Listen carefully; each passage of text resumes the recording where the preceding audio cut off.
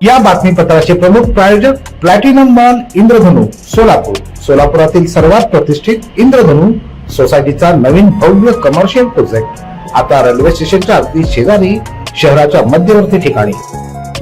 राज्य निवडणूक आयोगानं पत्रकार परिषद घेत मोठी घोषणा केली.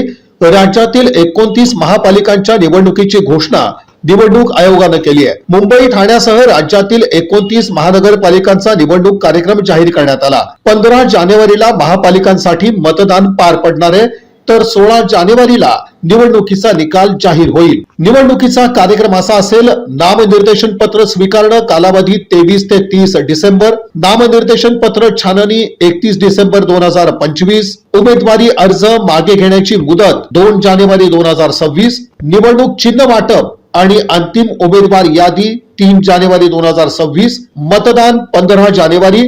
निवडणूक निकाल 16 जानेवारी.